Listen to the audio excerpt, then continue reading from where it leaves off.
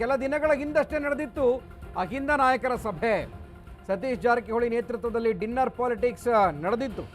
ಸತೀಶ್ ಜಾರಕಿಹೊಳಿ ಸಭೆ ಬೆನ್ನಲ್ಲೇ ಅಧಿಕಾರ ಜಟಾಪಟಿ ಕೂಡ ತಾರಕಕ್ಕೇರಿತ್ತು ಅನ್ನುವಂಥದ್ದು. ಇದೀಗ ಅಹಿಂದ ವರ್ಗದ ನಾಯಕರು, ಹಿಂದುಳಿದ ವರ್ಗದ ನಾಯಕರು ಸಚಿವ ಸತೀಶ್ ಜಾರಕಿಹೊಳಿ ಬೆನ್ನಿಗೆ ನಿಂತರು. SC/ST ಸಚಿವರು, ಶಾಸಕರು ಬಹುತೇಕ ಪುತ್ರನ ಮೂಲಕವೇ ಈಗ ಹೆಸರು ಘೋಷಣೆ ಮಾಡಿದ್ರ ಅಂತ.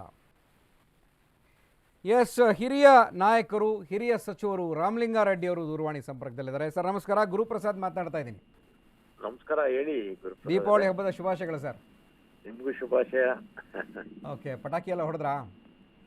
ಪಟಾಕಿ ಚಿಕ್ಕ ಮಕ್ಕಳಾಗಿದ್ರೆ ಹೊಡಿತಾ ಇದ್ವಿ, ಈ ದೊಡ್ಡವರು ಆಗ್ಬಿಟ್ರಲ್ಲ. ಓಕೆ ಓಕೆ ಸರ್, ಈಗ ಡನ್ ಸರ್. ಈಗ ಯತೀಂದ್ರ ಅವರೊಂದು ಹೇಳಿಕೆ ಕೊಟ್ಟಿದ್ದಾರೆ ಬೆಳಗಾವಿನಲ್ಲಿ. ಮುಂದಿನ ಮುಖ್ಯಮಂತ್ರಿ ಆಗೋದಾದ್ರೆ ನಮ್ಮ ತಂದೆಯವರು ಇದೀಗ ರಾಜಕೀಯ ಕೊನೆಗಾಲದಲ್ಲಿದ್ದಾರೆ, ಸತೀಶ್ ಜಾರಕಿಹೊಳಿ ಅವರು ಸೂಕ್ತ ವ್ಯಕ್ತಿ ಅಂತ. ಸೊ ಏನನ್ಸುತ್ತೆ ಸರ್, ಅವ್ರು ಹೇಳಿದ್ದು ಅಭಿಪ್ರಾಯವ, ವೈಯಕ್ತಿಕ ಅಭಿಪ್ರಾಯವ, ಪಕ್ಷದ ಅಭಿಪ್ರಾಯವ? ವೈಯಕ್ತಿಕ ಅಭಿಪ್ರಾಯ ಇರ್ಬೇಕಷ್ಟೇ. ಓಕೆ, ವೈಯಕ್ತಿಕ ಅಭಿಪ್ರಾಯ ಅಲ್ಲ, ವೈಯಕ್ತಿಕ ಅಭಿಪ್ರಾಯ. ನಮ್ಮಲ್ಲಿ ಈ ತಕ್ಷಣಕ್ಕೆ ಏನು ಬದಲಾವಣೆ ಇಲ್ಲ ಅಂತ ಸ್ವತಃ ಸಿದ್ದರಾಮಯ್ಯನವರೇ ಹೇಳಿದ್ದಾರೆ. ಆಮೇಲೆ ಸ್ವತಃ ನಮ್ಮ DK ಶಿವಕುಮಾರ್ ಅವರು ಕೂಡ ಹೇಳಿದ್ದಾರೆ. ಅದರಿಂದ ಆಮೇಲೆ ಏನೇ ಬದಲಾವಣೆ ಇದ್ರು ನಮ್ಮಲ್ಲಿ ಹೈಕಮಾಂಡ್ ಇದೆಯಲ್ಲ, ಎಕ್ಸಾಕ್ಟ್ಲಿ ಹೌದು, CM ಇದ್ದಾರೆ, DCM ಇದ್ದಾರೆ, ಕನ್ಸಲ್ಟ್ ಮಾಡಿ ಮಾಡ್ತಾರೆ ಅಷ್ಟೇ. ಅದು ವೈಯಕ್ತಿಕ ಅಭಿಪ್ರಾಯ ಅಷ್ಟೇ. ವೈಯಕ್ತಿಕ ಅಭಿಪ್ರಾಯ ಹಾಗಾದ್ರೆ ಹೇಳ್ಬೋದಾ? ಹಂಗೆ ಒಬ್ಬ ಹೇಳ್ಬಾರ್ದು, ಜನರಲ್ ಆಗಿ ಈ ತರ ಹೇಳಿಕೆಗಳು, ಪರ ವಿರೋಧ ಇನ್ನೊಂದು ಹೇಳ್ತಾ ಇದ್ರೆ ಪಕ್ಷಕ್ಕೆ ಡ್ಯಾಮೇಜ್ ಆಗುತ್ತೆ. ಖಂಡಿತ ಒಪ್ಕೊಳ್ತೀರಿ. ಹಾಗಾದ್ರೆ ಗೋಡೆ ಮಧ್ಯದಲ್ಲಿ ಮಾತಾಡ್ಬೇಕಿದೆಲ್ಲ. ಯಾಕಂದ್ರೆ ಒಂದು ವೇದಿಕೆಯಲ್ಲಿ ಮಾತನಾಡಿರೋದ್ರಿಂದ, ಅದು CM ಪುತ್ರ ಅಂತ ಅನ್ನಿಸ್ಕೊಳ್ಳೋದ್ರಿಂದ ಸ್ವಲ್ಪ ದೊಡ್ಡ ಮಟ್ಟದ ಪ್ರಚಾರವನ್ನು ಕೂಡ ಪಡ್ಕೊಳ್ತೀವಿ. ನಿಜ ನಿಜ. ನಾವು ಪಕ್ಷ ದೃಷ್ಟಿಯಿಂದ ನಾವು ಏನ್ ಮಾತಾಡ್ಬೇಕು, ಏನ್ ಮಾತಾಡಬಾರ್ದು ಅನ್ನೋದನ್ನ ಎಲ್ಲರೂ ಯೋಚನೆ ಮಾಡಿ ಮಾತಾಡ್ಬೇಕು. ಖಂಡಿತ ಖಂಡಿತ ಖಂಡಿತ.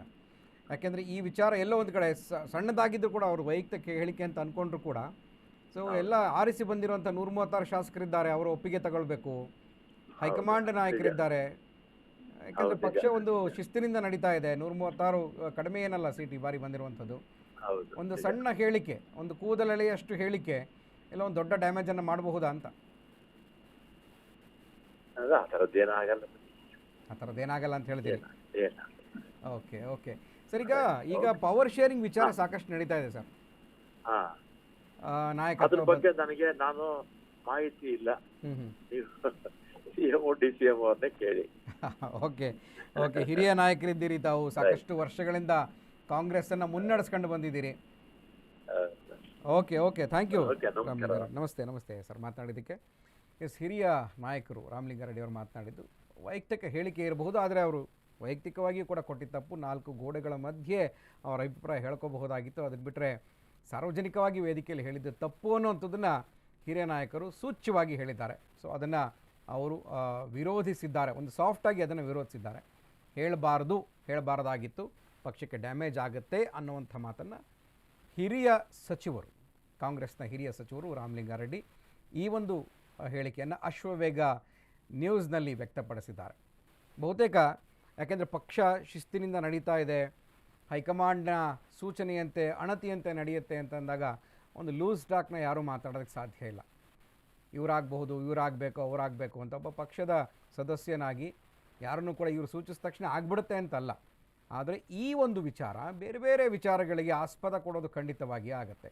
ಒಂದು ಚಿಕ್ಕದೇ ಸೂಜಿ ಆದರೂ ಎಷ್ಟು ನೋವನ್ನು ಮಾಡಬಹುದು, ಪ್ರಾಣಾಂತಕವಾಗಬಹುದು ಅನ್ನೋದಕ್ಕೆ ಈ ಹೇಳಿಕೆ ಕಾರಣ ಆಗಿತ್ತಾ ಕಾಂಗ್ರೆಸ್ಗೆ. ನೋಡೋಣ ಏನಾಗುತ್ತೆ ಅನ್ನುವಂಥದ್ದು.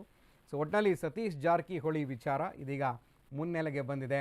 ಕಾಂಗ್ರೆಸ್ ಯಾವ ರೀತಿಯಾಗಿ ಇದನ್ನು ರಿಸೀವ್ ಮಾಡ್ಕೊಳ್ಳುತ್ತೆ, ಜೊತೆಗೆ ಕಾಂಗ್ರೆಸ್ನ ನಾಯಕರು ಯಾವ ರೀತಿಯಾಗಿ ರಿಸೀವ್ ಮಾಡ್ಕೊಳ್ತಾರೆ, ವಿರೋಧ ಪಕ್ಷದವರು ಇದನ್ನು ಅಟ್ಲೀಸ್ಟ್ ಇದನ್ನಾದರೂ ಕೂಡ ಅವರು ತೆಗೆದುಕೊಳ್ತಾರ, ಏನು ಮಾಡ್ತಾರೆ ವಿರೋಧ ಪಕ್ಷದವರು, ಅರೆ ನಿಮ್ಮಲ್ಲಿ ಈ ರೀತಿ ಹೇಳಿಕೆ ಕೊಟ್ಟಿದ್ದಾರೆ ಅಂತ. ಸೊ ಅವರಾದರೂ ಮಾತನಾಡ್ತಾರಾ ಅನ್ನುವಂಥ ವಿಚಾರ ಕಾದು ನೋಡೋಣ ಏನಾಗುತ್ತೆ ಅಂತ.